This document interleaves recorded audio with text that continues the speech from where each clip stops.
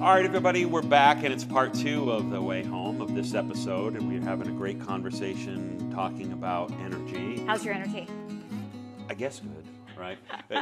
Yes, I want it to be great. Yeah. Because that would tell me that your thoughts and feelings were connecting. Yeah. So let me tell you something. So we were talking about comparison to a little bit before.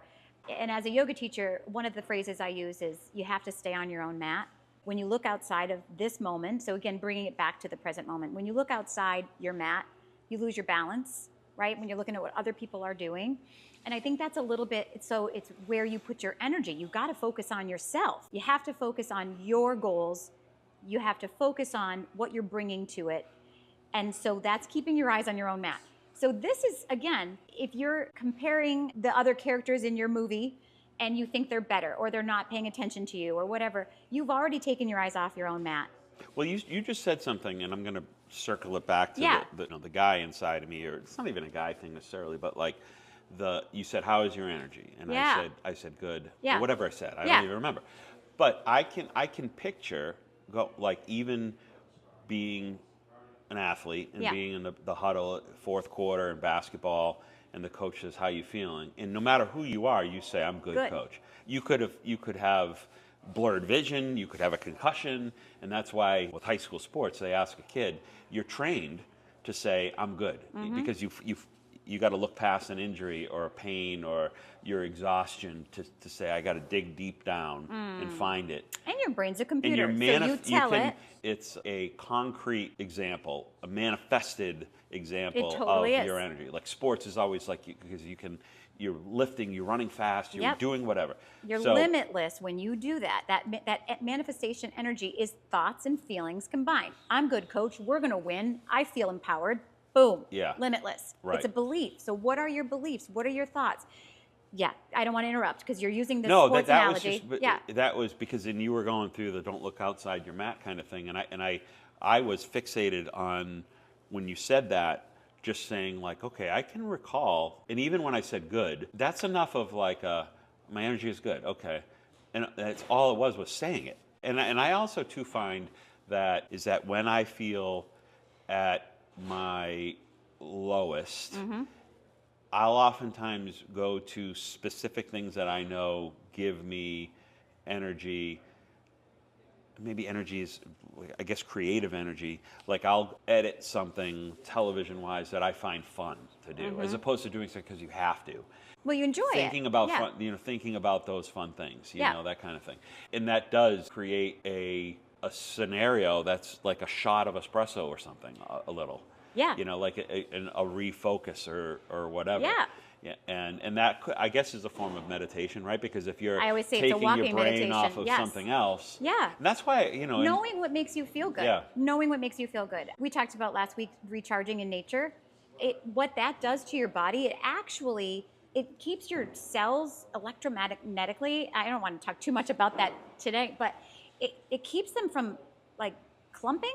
And so your blood flow is better and your heart rate goes down and your blood pressure goes down, all because you went outside. Your frequency is higher. Like your body is functioning so much better when we feed it the things that we feel good about. How is it that we don't know the brain? We know nothing about. I know. We know a lot about it, and the people that know a lot about it make a lot of money, and they're very well regarded and revered, but they don't know anything. The truth is, I mean, you can be a neuroscientist or you can be a brain surgeon, and that's fine. There's money to be made in those fields, but you can be the master of your own mind, and it's not hard. Change your breath, change your thoughts, change your life. Done. It is so simple. It really is. Yeah. Let's do an exercise, Chuck. Let's do an exercise that everybody can do it with us. Paul McKenna is this guy, and it's just a thought experiment rather. So I want you to, first of all, let's just relax first, because energy, again, I want you to see how you have ownership over your energy. So close your eyes, soften your lids, soften your brow. So gently remove the tongue from the top of your mouth. Soften your shoulders, soften your jaw. So now that you're in your body, take a big breath in, exhale for twice as long, and think a thought that makes you feel good. It's probably your grandchildren or something really wonderful, something. Grab onto that and feel that love in your heart, in the seat of your heart, that electromagnetic pump 5,000 times stronger than your mind, and hold that frequency, hold that feeling in your body. Good, now stay there. That's main character energy, right? Because you feel so good. Main character energy. Now, everybody stay with me. I want you to imagine right now moving a year ahead in life, okay? And this is the best year of your life. And I want you to picture it. What does the best year of your life look like? What goals have you hit? What does it feel like to be you? All the things that you desire are yours. But now I have to ask you, what had to happen physically for those goals to be met? Don't answer, think. What had to happen financially for those goals to be met? What had to happen in your relationships for those goals to be met? Relationships not just outside of you, but with yourself, okay? I want you to imagine and really get a full sort of like sensory experience out of this. Feel it. This is yours. It happened. Now I want you to float back 3 months. What happened just before you hit all your goals? Where were you? What types of things were going on in your life? And take a little mental picture of that. And then float back another 3 months. And what happened at that point, at the halfway mark? What had to happen there in your relationships, in your finances, in your mindset? And then float back to 3 months. Same thing. What had to happen early on the path for you to begin this journey that got you where you wanted to go? And now come back to this moment, knowing that it's possible, knowing that you got there, knowing now you've got the roadmap to get there. And what are you going to do today to flip the script and be the main character to make that happen? So I would say that I have a lot of work to do. Okay. Because even within that, I went through so much in my head. Okay, and there was a lot going on. Like, you know, the first part about relaxing, then it instantly went to the blessings in your life are also the things that you worry about the most, or you want to take care of, or whatever, right? And those are the things that you fight the hardest for. And whatever you think the fight is then, right? Then it goes to, I don't know how a lot of those things, like there was a time where I once knew how to do things. I knew how to do everything. And then it just became all of the reality of what I thought I knew went out the door. Like, so, it was like, imagine gravity just disappearing. Yes. Laws of things That's that you depend felt. on. Yeah. Right. And so, you talked about a little bit, so that is kind of what brought you to your surrender, though, saying, I've got no control. And that brings us back to the present moment. Like, so, people seeing this or watching me, and they think I might be relaxed, and I'm in my head, I'm going, if they could see what was going on in there, they would be like... That's what they're doing too. That's what I sometimes do. I mean, this is the human experience, and you get better at it the more you do it. So it's just data. It's data understanding what it's like for you to try to relax. And it gets easier when you can quiet the mind and use your breath and all the things, right? So it's just a skill that you use, a tool that gets easier to use. I mean, I think sometimes you've got so much wisdom and you've read so much that I think you kind of want to be a samurai. You kind of want to come at it all at the same time. And really, it's not required that you're a guru or a samurai or anything. Just in this moment, can you get quiet? Can you get clear? The surrender that you've experienced and feeling like the rug was pulled out from under your feet and everything you thought you knew isn't true and you didn't get the success you thought you deserved or wanted, it was just a call for you to go inward, and it was a call for you to surrender. And maybe it was a lesson on your faith, you know, like, do you trust that when you become, so we can't get the things we want until we become the version of ourselves required for that. And that is why that exercise, you see that. But are you the person that will get those things? And if you're not, what has to change? Do you have to believe in yourself? What has to happen? And so we have an ownership a little bit about, okay, I can't expect it's just going to come walking through the door. No one's going to save me, and no one's going to rescue me. It is me. It's always me. It starts and ends with me. You have everything you need if you have faith, and you have breath, and you have a dream, that you have enough. But what is required that you lose Because sometimes this journey, this rebirth, this reset is not about becoming something better. You are already that. You are all everything you need to be. But it's like dropping the layers that have limited you, right? Like shedding those layers so that you can become again the version of yourself, come home to yourself, to who you were meant to be, so that those goals are within reach. And so my question to you is, sometimes we have to lose it all. And it's so awful. It's like things have to fall apart in order for the right things to fall into place. Sometimes we have to realize that what we were settling for is so far below than what we deserve, right? It's weird, this episode, because I think that others in the past, I would be talking to you and I'm thinking about getting the message out, and it's a TV thing. And then on this particular one, you would say something, and then it goes right here, and then you're a teacher from Peanuts, because I'm like, what do I do with this thought and this idea? And it's slow until it's not. It's like, it's like this crank machine. And neuroplasticity, we talked about the brain. It's always capable of changing. And rebirth and reset and all those things are not difficult. Sometimes we think, oh my God, I've got to become a better version of myself. Like, that sounds hard. No, it's literally right now in this moment. If you decide to be the main character, if you decide to reset, it's right now until you fall off that thought, and then you start again, right?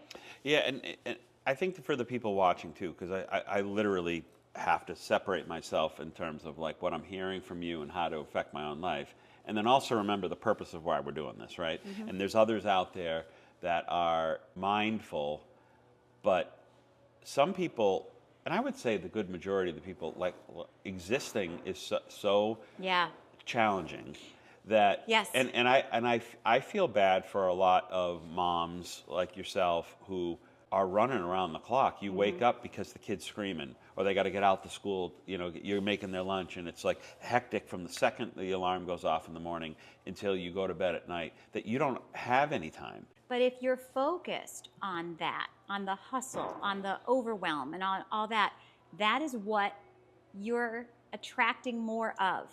And so sometimes, you skip the shower, but you focus on the love connection with the child.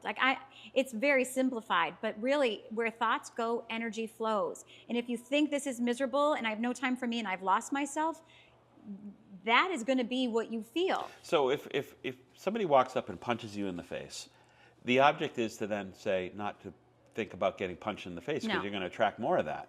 But how do you not think of that? Nope, I'm not saying that. So I know you're not saying it. I'm saying like how I'm processing. No, life happens. Life is it happens, and it changes us, and it's abrupt, and sometimes the feelings, the response is anger or whatever, what have you. But maybe once you ice it and your swelling goes down and you realize, hypothetically, you shouldn't maybe be in an alley at night. And so you have a lesson. You're like, wait, I probably should. There's a lesson in everything. And now you never go anywhere alone. To your point earlier in the first half of the show, in which you were saying how the characters in our movie are also us. And so you get hit in the face, right? So if it's my grandson who walks up and socks me, and it's like, it hurts, but I know it didn't come from anything, I'm not going to dwell on that as a PTSD situation or think about that tomorrow, like, what the heck? Because it was just, he didn't mean anything by it. Why not have it be the same thing where it's like somebody at Market Basket punches you and you just are like, you know what? They're a toddler. They're a drug addict. They're insane. For sure. And it has nothing to do with you. You were just in the orbit of their lashing out or something like that. It's like the beginning of the show, we said how someone treats you is always about them. They talk about the Karens, the people who are always angry. They're not really, you did nothing to trigger that Karen. She has a long journey of healing that she has just avoided. And she's just combusting from the pressures inside her own head. And that's all about Karen. We know these characters. Right now things are very emotional in the world and so divided, and people are emotional about that. And when you are percolating with all of this inside of you and you don't speak it, remember I said when you speak it, you seal it, or you see it, you heal it. And so seeing it and speaking it is either sharing it with somebody, a confidant, your wife, your husband, your best friend, your journal, what have you. And it's a way of venting it so you can put it down. But some people don't, and they hold it inside and they percolate, and it just kind of festers and it grows. What you think about grows. Where thoughts go, energy flows. So now you're becoming this thing of doom and gloom and overwhelm, and everything's negative and everything's bad, and then you're putting that out in the world. And again, those Karens, for example, go to the grocery store and they give it to somebody else, and somebody, maybe they meet the wrong person who's also having a bad day, and it combusts. And it's so you can see the ripple effect of how that goes out in the world. So your grandson comes to you and hits you because he's a toddler and doesn't have the words for his anger. Of course, you're going to see it through your loving grandpa eyes and say, poor little guy, it's probably needs a nap. Compassion is experience, it's wisdom, it's life experience. And so we think about people in general, and again, energy. There's positive energy and there's negative energy. And when we are in a positive state, odds are it's because we understand the opposite end of the spectrum, because we've lived it. So I didn't get here because my life was so good. I got here because I chose to be good through the pain. I chose to see the light through the dark. I chose to find peace in the pain. And I saw the way it changed me. And you don't see it in the moment. You know, you see the growth and you see the resilience after the fact, right? And it makes you more compassionate for other people. So the most beautiful people among us, it's not their aesthetic, it's the ones that have almost like a gentle warmth. And they might also be aesthetic, and that's not important. It's like the people that you're just like, what a beautiful person. They are guaranteed people that have not had an easy life. They have an understanding, a wisdom about choosing happiness because they understand how important it is. I just thought of like even, thoughts going through my, this is an exhausting show. Like I didn't expect to go into this, right. And it's again, this might be my ADD or whatever. I was, I did stand-up comedy and all that. And I remember one of the jokes that I had was, you remember, maybe you don't, I don't know. But it used to be, and I don't know if this is a myth or something, that if your roommate killed themselves, you got an instant 4.0. You remember? Yes, you remember thinking this? Yeah. And so I had this whole bit about like my roommate. I would just drop little insults every day to just be, I would be, you know what? Are you gaining weight? Or like, and you would just. You're needling them to, Just break them down. Chip away at their mental state, because the benefit would be me getting the 4.0. No, it's a Chuck. That's dark. It's a comedy. Yeah. And I never even looked at it that way at the time. And it's just so interesting. Back when I was in college, the notion of we could joke about that, almost you can't now. And I, as a basketball coach, maybe 5 or 6 years ago, I remember getting on the kids and being like, on the line, we're running suicides, and I got letters from parents. And they were like, what? I'm like, first of all, you're my age. You don't remember doing suicides? You know what those are? Sprints, and like the word has changed and whatever. And even if you were in the crowd back when I was doing it, you probably would have laughed. But then now it looks like it's so dark. But it's not real. It was more so along the lines of exactly what we're saying. It's like the energy, somebody else that you're forced to cohabitate with, like an animal in a cage, could affect. If you let them, you have agency and power and authority over how you feel. You do, but just exposure to somebody that negative, but it's always about them. You wouldn't rub arsenic on your skin because it would get into your system. So a thought is the same poison that can either go into your system and then affect you like a some people, carcinogen or a poison or something. And if you don't get protective of your own energy, other people, out of envy or jealousy or what have you, will try to pull your energy, and taking you off course is going to help them. Maybe they think you're in their way. They just don't want to celebrate you. There's a German word called Schadenfreude, where some people celebrate other people's downfalls. Have you ever heard of this? Well, I think it's probably one of the most prevalent. That's how the media is. They want to build somebody up, and then they celebrate them falling. And if you are attached to how somebody feels about you or how somebody treats you, then you can fall victim to that all the time. But if you start to recognize, it's pretty simple to just quiet the outside noise, drop from your head to your heart, dial in clearly how you want to feel, and make sure your thoughts and your feelings connect. Stay focused on your goals. You're the main character. You deserve the happy ending. You have the supporting characters. And those goals and dreams that you have are there for a reason. And like you talked about, you have a seed of thought. You don't plant the acorn to get the coconut tree, right? So you plant this thought, the seed that you want, and then you're in the driver's seat. You even think, you know, and I know I'm going to extremes, and this is just how my brain works in terms of how crazy. And it's creativity in a way. I'll give myself credit in the sense that the way I think, right, is a creative writing expose. But then at the same time, the madness of creativity can affect it, like an artist, like a Hemingway or a Edgar Allan Poe or whoever. They can go nuts, right, on their own thoughts. And you say, and I was thinking to myself, like, somebody like Adolf Hitler, what goes on in his head? Is he happy? Was he happy? And he's just, his actions are completely separate. Happy people would never hurt other people, ever. Hurt people hurt people. Yeah. So no, he wasn't. And I'm not questioning, but I'm just wondering, like, but he was also, you would say, crazy or insane, and by definition it means your disassociation or detachment from that. Where just like a drug can make you feel happy temporarily because it disassociates you from reality, could that be something that's occurring there? It's just, I don't know if we've been talking for 3 hours or 4 minutes. Because it's just so, you know, this. Because again, this is just validating you really are in your head and the thoughts are just going around the wheel. Take it back and just take a deep breath. And it's so simple. Chuck, be in this moment with me right now. And you are so capable and everybody thinks you're funny and like this is a great show. And this conversation is just giving you like that, the roadmap for the next moment. When I leave here, you're gonna make some emails and you're gonna edit some things and it's gonna be fire because you are talented and you are the guy for the job and you're gonna be calling in new business and you gotta feel like the main character of this media mogul that you are. And I want you to embody that. When you get in your head, you drop yourself out. Again, with the frequency and the radio station and the broadcast that your thoughts and feelings create your unique frequency. It's when they're not congruent. It's almost like when you've seen, like when we used to all listen to the radio, when you were in between two stations, you couldn't hear it, right? And so you couldn't get it in. Nothing was clear. So you got to really move the needle so it's clear. So for you, I think your homework is really to recognize that the world, the universe cannot hear you unless you're clear on what you want and how you feel about that.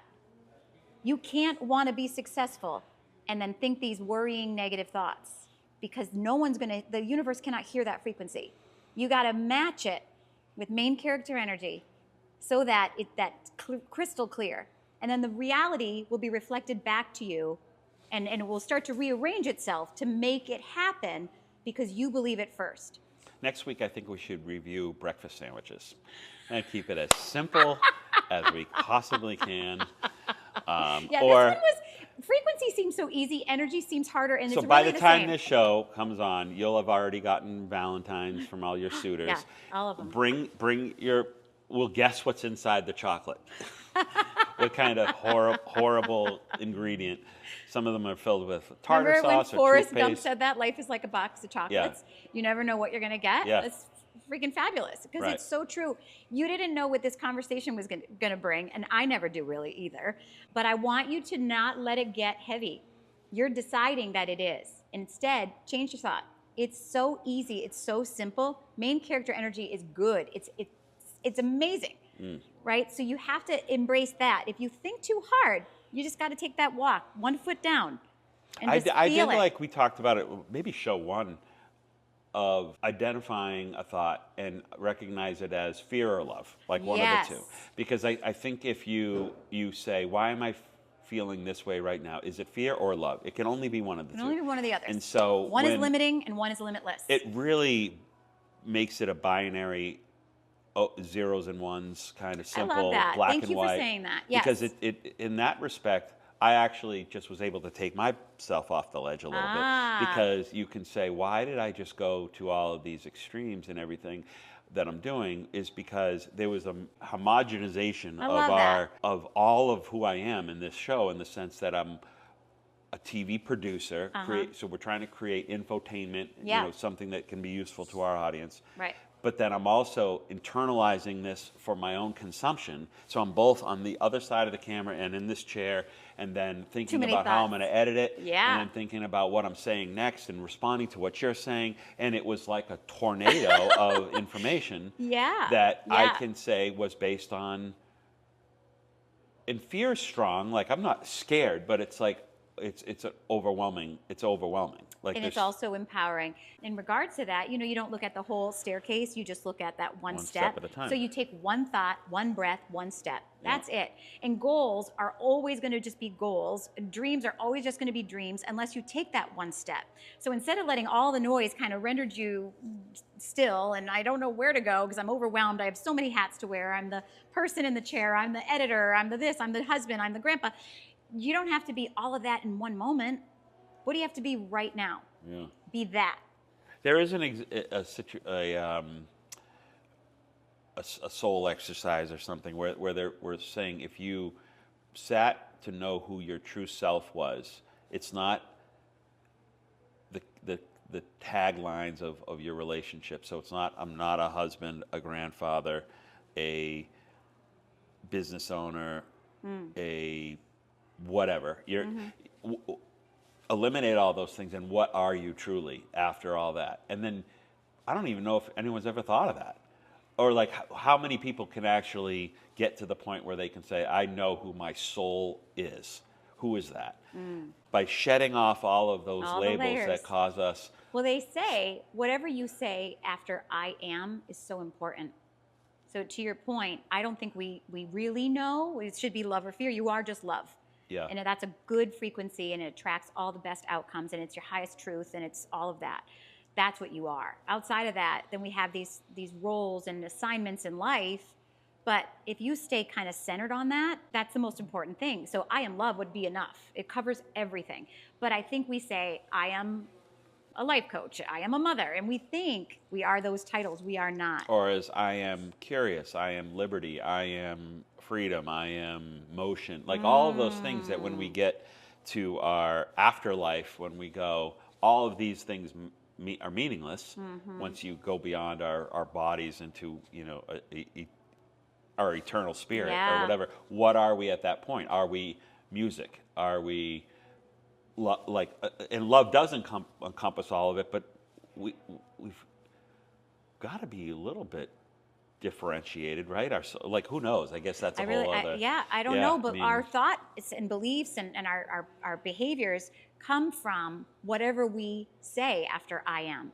It's our belief system, which we can change at any time. But what do you say? What do people call it when you, I am what? What would you say to yourself? And that's so important. And you can change that at any time. And make sure it leads you to become that main character. Make sure that whatever you say, if it's not that, if you have any sort of disparaging comments against yourself that you say internally or even outside to the world, like, oh, I am shy, I am whatever we say that's limiting. You said I am cold earlier when you were cold. So, but you're not cold. You're a very warm being. So, Sharmin, I don't mean to point fingers here, but you were standing by the heater. Listen, you said, we're I'm all cold. very human. Right. So this has been good. I think that this was an interesting one. I'm curious to watch this back because I almost feel like we got complicated, but it's not. Yeah. Yep. And it's just a call to see what you're paying attention to because you're buying it. Yeah. And your energy is special. So before we go, I want to ask you, as far as if I go to my church and the priest is up there giving a homily week after week after week, and I say, they're humans. Are they even, where are their hearts at any given point? Like, are they believing what they're saying or whatever? Do you ever, after you're being so positive and talking to me, get in your car when you leave the studio and just be like, no? Like, you just... No, because I've been doing this for so long. But you have downtime. Like, you have... Yeah, Chuck, I literally in the last show talked about how through a challenge, I realized I was praying for strength. I was so strong, but I had to let support in, and it felt amazing. Lesson learned. I got shingles because I was ignoring my own stress because on paper I was doing yoga and da-da-da-da-da. Listen, nobody at any time has it all figured out. Moment to moment, you have to remember to reflect. It's teaching you something. And that's all. You don't have to be the master of your life. Be the master of this moment until the next one comes up. It's crazy thinking like when you're a kid or younger and you think the people that are older than you have it figured out. Nobody does. I don't. That's the whole point. Like in hindsight. You're not older than me, but we're the same. Are we the same age? I think we're almost. We can't get into that. No, I would love to find out, but you look 20 years younger than me. No, I do not. No way. I think we're the same. But I think the point is that no, life happens, but the way you respond to it is up to you. And it's okay to be human and cry. It's okay to be overwhelmed. It's okay to be angry. It's okay to feel it. I always say, just don't park there. So you've got to experience what life throws at you, but it's for you, not to you. You're learning something. You're more powerful. You're more resilient. You're more capable, wiser, more compassionate, more beautiful, because now you have this ability, this wisdom that you now give to others. So like you're getting better. Those that are the most awakened are the ones that have been through a lot. I think about like how, again, earlier in life, maybe my attitude or my mental state was different, but I was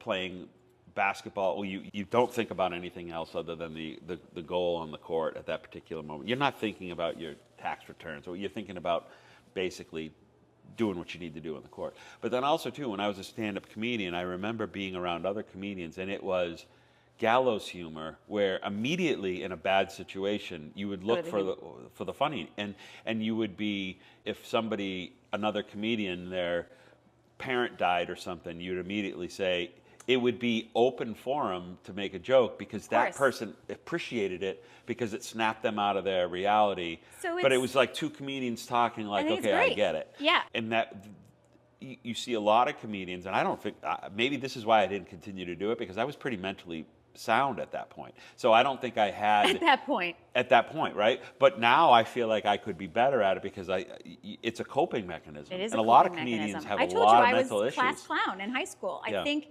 Again, when you go through things, you have a wisdom, and you also understand that pivot you can make in your mind. You can choose to park in your misery right now. Whoever's got misery, you can park there. You can feel it. You can go tell everybody that you know about it. Share that low energy. Have that ripple effect. Let everybody have a piece. You can do that. Or you can say a joke. You can reach for a better thought. You can have some gratitude. And it's so crazy how fast you can shift out of any moment.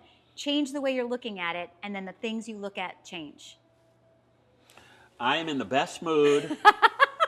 I'm so happy. Everything is great. Do you feel it? Are you congruent? Whew, I feel wonderful. Yeah. I feel good. Yeah, well, you're limitless. This is good to wrap things up on, and I think this was, I'll be interested to see how it's perceived, even by myself. Unlike other opportunities where you follow sort of like I said, this could be 3 hours. I don't even know how long we were doing this for, or 5 minutes. But we'll see, and we will we'll come back with a breakfast sandwich or cupcake review. Chocolates. Something very light. Light. This is light. I hope that afterwards you reflect on it and you see it can be, because it is, and that lift. I think you're on the long journey from your head to your heart. I think that's what it is. This one. All right. Good job. All right. We'll see you next time. All right. Thanks, guys.